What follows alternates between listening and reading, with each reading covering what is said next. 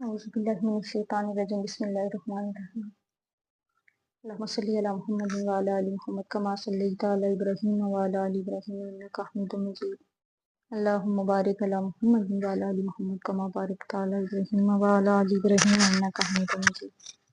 سورہ آل عمران کی آیت نمبر 149 سے ہم آج سٹارٹ کریں گے کہ اے لوگو جو ایمان لائے ہو، اگر تم کافروں کی باتیں مانو گے تو وہ تمہیں پلٹا کر مرتد بنا دیں گے، پھر تم خسارہ پانے والے ہوگی۔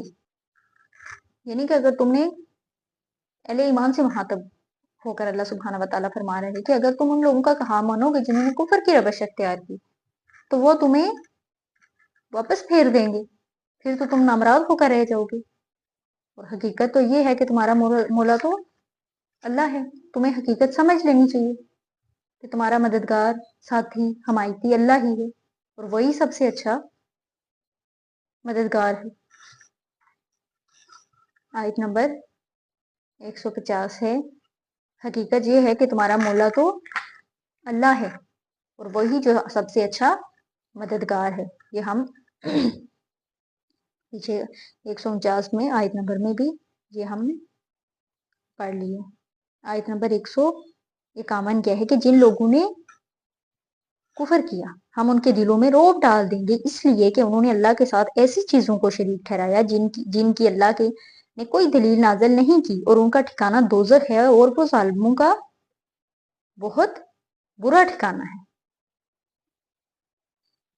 اب یہاں اس معلوم ہو رہا ہے کہ اب اس میں دشمنوں کے جو دلوں میں رعب ڈالیں گے، اس پر حدیث بھی ہے کہ دشمن کے دل میں 1 مہینے کی مسافت پر میرا رعب ڈال کر میری مدد کی ہی گئی۔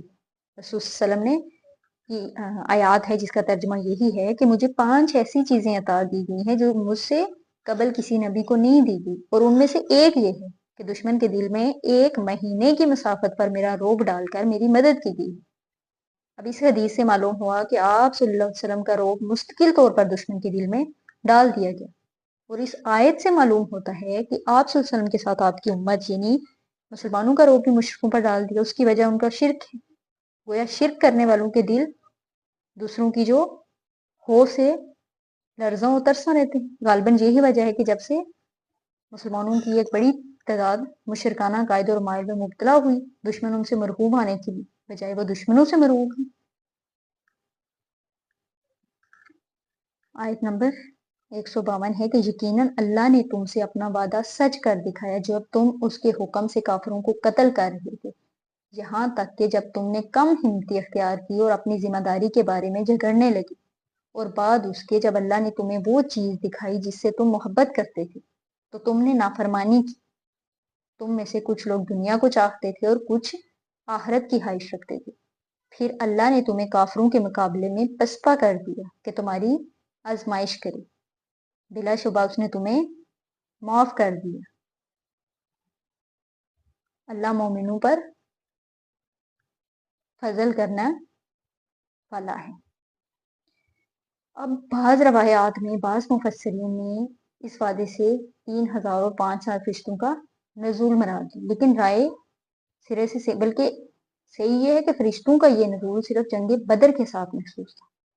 باقر ہاں وہ وعدہ جو آیت میں مذکور ہے تو اس سے مراد فتح و نصرت کا وہ عام وعدہ ہے جو اہل اسلام کے لیے اس کے رسولوں سے بہت پہلے کیا جاتا، حتیٰ کہ بعض آیتیں مکہ میں نازل ہو چکی تھی۔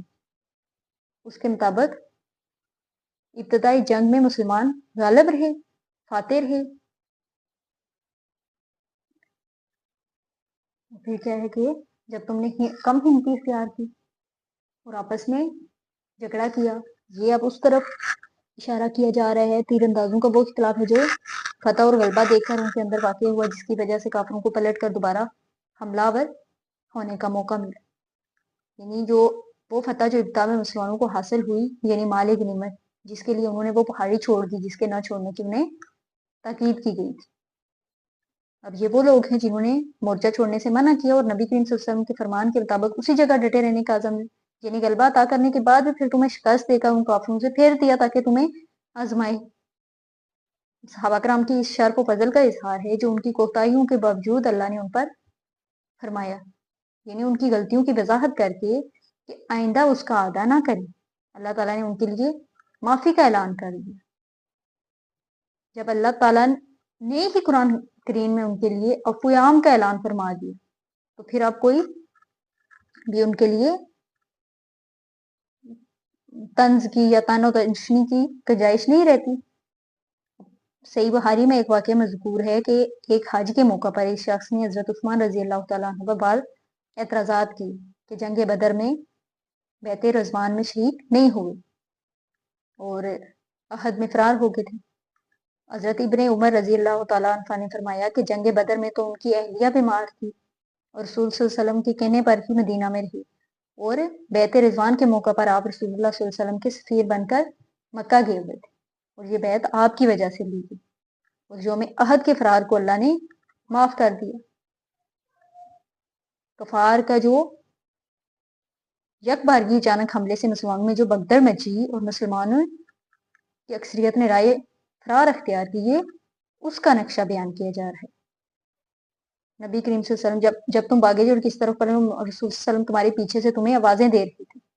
نبی کریم صلی اللہ علیہ وسلم اپنے چند ساتھیوں سمیت پیچھے رہ گئے اور مسلمانوں کو پکارتے رہے کہ میری طرف لوٹ آؤ، اللہ کے بندوں میری طرف لوٹ آؤ. لیکن اس بھاگ دوڑ کے عالم میں یہ پکار کون سنتا؟ کیا ہے کہ تمہاری کوتاہی کے بدلے میں تمہیں غم پر غم دیا. مال غنیمت، کفار پر فتح و ظفر سے محرومی کا ظفر اور دوسرے غم سے مراد مسلمانوں کی شہادت، ان کے زخمی ہونے، نبی کریم صلی اللہ علیہ وسلم کے حکم کی خلاف ورزی اور آپ کی شہادت پہنچنے والا غم.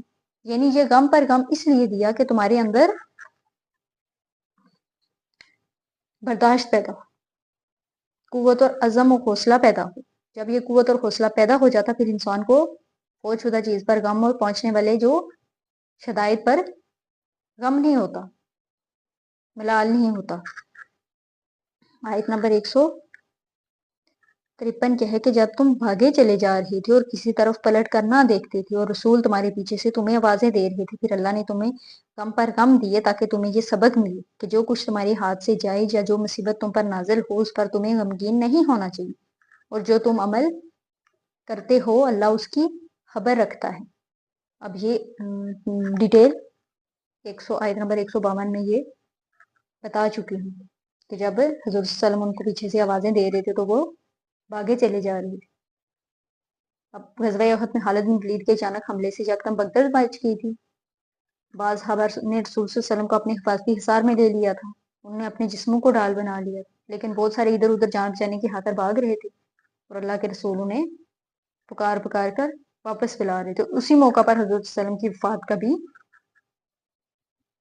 خبر پھیل گئی.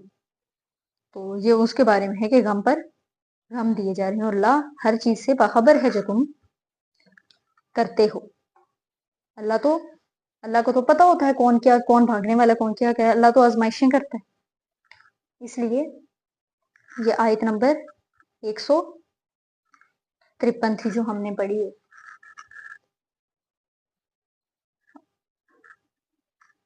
آج کے لیے آیت نمبر 153 تک ہے.